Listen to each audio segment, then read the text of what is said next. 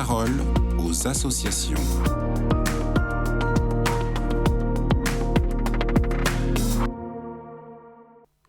Bonjour à tous, bienvenue dans la parole aux associations.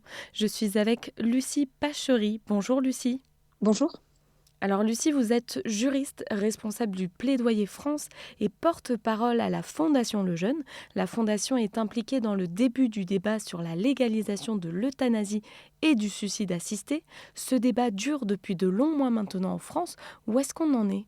Cela va faire 2 ans, en effet, que la légalisation de l'euthanasie et du suicide assisté plane comme une épée de Damoclès au-dessus de nos têtes. Tout est fait depuis 2 ans pour emporter au fur et à mesure, l'adhésion des Français sur le sujet. Et puis, il y a eu cette première lecture à l'Assemblée nationale entre mai et juin 2024, qui a été principalement menée d'ailleurs par des députés militants pro-euthanasie. Il s'agissait du texte le plus permissif au monde.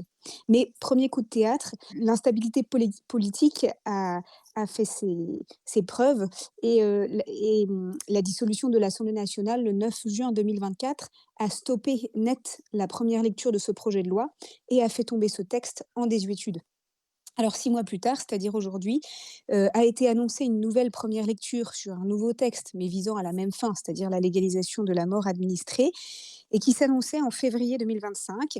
Et puis deuxième coup de théâtre, il y a eu le vote de cette motion de censure qui rend l'avenir de ce débat sur la légalisation de l'euthanasie et du suicide assisté un peu incertain. Alors est-ce que vous pensez qu'un nouveau gouvernement pourrait accélérer ou freiner ce débat ? Alors, c'est difficile à dire parce que, il faut bien comprendre qu'en soi, l'Assemblée nationale a tout ce qu'il faut pour reprendre un débat sur cette question-là. Donc si le nouveau Premier ministre qui sera nommé est opposé à un tel texte, alors tout est possible, mais il est probable qu'il soit plus en mesure de retarder ce débat plus que de l'annuler. Et puis si le Premier ministre, au contraire, est en faveur d'un tel texte, eh bien, tout se déroulera, sans grain de sable dans l'engrenage et le débat parlementaire reprendra sur la question. Qu'est-ce qui vous inquiète particulièrement dans ce texte ? Est-ce qu'il y a des incohérences qui pourraient faire réfléchir les Français sur le sujet ? Alors tout est inquiétant dans ce texte, d'abord parce qu'il viendrait, s'il était adopté, faire de ce qui est aujourd'hui un crime, à savoir tuer autrui, un bien. Ensuite, parce que ce texte est la preuve qu'à partir du moment où on franchit la ligne rouge, aucune digue, aucune limite ne peut tenir. Par exemple, le texte ne prévoit plus que le pronostic vital doit être engagé à court ou moyen terme et laisse très large l'interprétation de cette notion de pronostic vital engagé. Le texte n'exclut pas non plus les personnes vulnérables comme celles qui sont atteintes de maladies psychiques ou porteuses de handicap. Il ne prévoit pas non plus de clause de conscience pour les pharmaciens, par exemple, ou encore permet qu'un tiers puisse administrer le produit létal. Tout cela pourrait constituer un électrochoc pour les Français.